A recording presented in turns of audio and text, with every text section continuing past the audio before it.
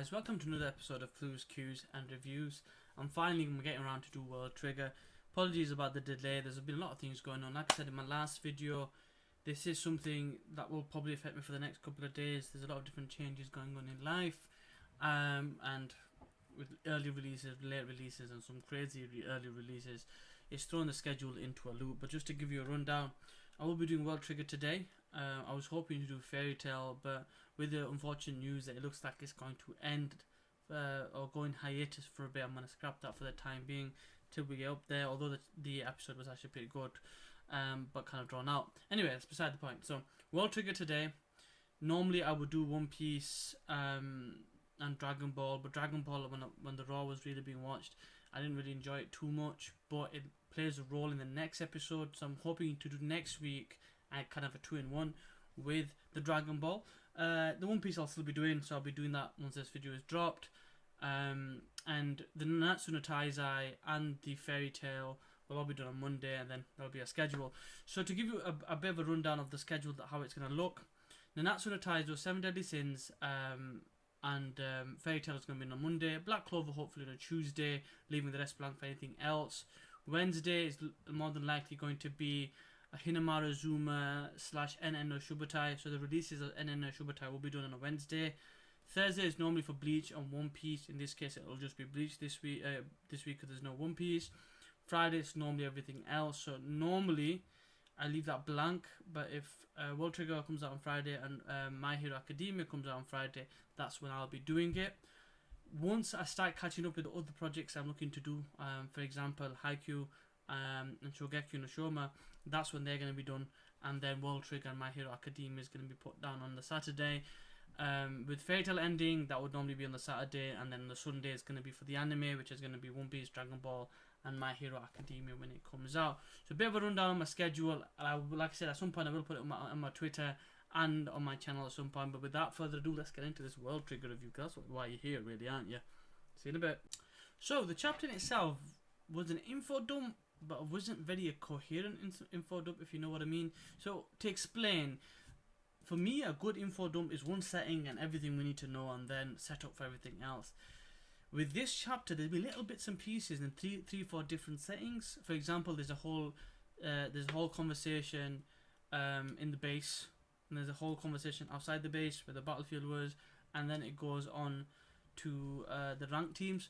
So because there have been bits and pieces of information that I found interesting, and then there's a whole section in the actual manga chapter about the enemy in the ship as well, it's been a bit all over the place. So rather than doing a 5-point review, it wasn't enough for me to do a 5-point review, but if I did pick out all the little pieces, it would take ages. So what I've done is I've kind of summarized it a little bit. So the aftermath of the battle, basically, of this chapter. It's going to be one review all the way through, so it won't be that long. So the aftermath of the battle, Shinoda, I believe it is, he's kind of erring on the side of caution, which is good, bearing the situation. You've got the other people, the other leaders in the group, like, oh, we should really thank Jin, and we should, give him a medal and stuff like that. And the people are saying, look, you need to calm down, it's not over yet, they're still in our orbit for another month, which is interesting. What I found interesting for this point, though, was the fact that how they were bringing up the importance of Jin. And you know how they always kind of put someone up on a pedestal, and when that gets knocked down, that's like, what do we do now? I'm guessing we're getting something like that is going to happen if they're continuing the direction they're going. The reason why this is because later on in the chapter there's a discussion on the ship from the enemy. So they do a few different things. So when they talk, they kind of tell Reggie off, what were you thinking, what were you doing, that wasn't our plan, type of thing. And Ratchanikov basically says, look, it's my fault, I shouldn't have given the enemy, the weaponry and stuff like that. So you can see that basically Reggie's kind of one of the weaker / younger members of the crew. But they also speculate on that, how did they find out our information? They're talking about Hughes here. Hughes wouldn't have known. How did they know so much about what we were going to do? Which links to this conversation earlier on they're having about Jin. And they mentioned that they've got still time to come around and do something about it next time round. For some reason I've got in my head that they're going to do something. They're going to capture Jin, and Jin's not going to be, regardless of the situation, he's not going to be able to basically help himself. He's going to get caught. Somehow they're going to use his ability to see the future to basically kind of catch him out somehow. I don't know how they're gonna figure out it's him, but for some reason I just think that's gonna happen. So that them 2 points kind of linked together. Now we had this whole thing outside in the battlefield where people were thanking each other, and Midorikawa was getting tanked. You know, the young kid who reminds me a lot of Hyuga. Hyuga. The main character, I forget his name sometimes. I call him Hyuga, I call him all sorts. Ignore me. But the one that reminds me of him, he was kind of getting thanked, and a lot of the people were playing with an enemy trigger, which I found interesting because a lot of the times when they have enemy triggers, they can use that to develop new triggers, like they've done with the Tamikawa branch. They've got some funky triggers that take a lot of energy, but it's kind of cool. So I'd imagine they can use that to develop new technology later on. Also, I'm hoping that they use Hughes in some type of capacity like this in that division, because he's from that you know, like a neighbor country, and because he's technically now on their side till he gets home and he's got other priorities. I can imagine him lending a hand, some type of kind of alliance there, which will hopefully help in the future and kind of, I suppose, tilt the favour of that country in their side, so they can take on other people that are in the same orbit. So that's going to be interesting. We get the whole thing outside, so you got them playing, you get them tanking Midorikawa, you get other people kind of getting tanked as well.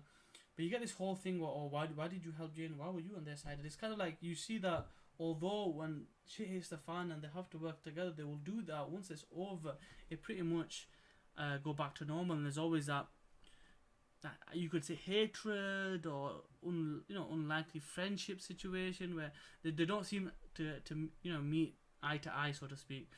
I find that weird in a way, because okay, yes, you've got rivalries and you've got different factions, but you'd think in situations like this it'll bring them closer together. And like for example, when they were talking earlier on about, oh, we should thank him, you could see that as them being sarcastic, as oh yeah, we'll need to thank him now, bloody hell, do you know what I mean?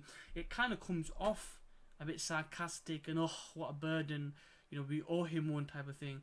So there's always that, there are odds, and you'd think that somehow through experiences they would kind of counter that and kind of get over it, but for some reason they're not.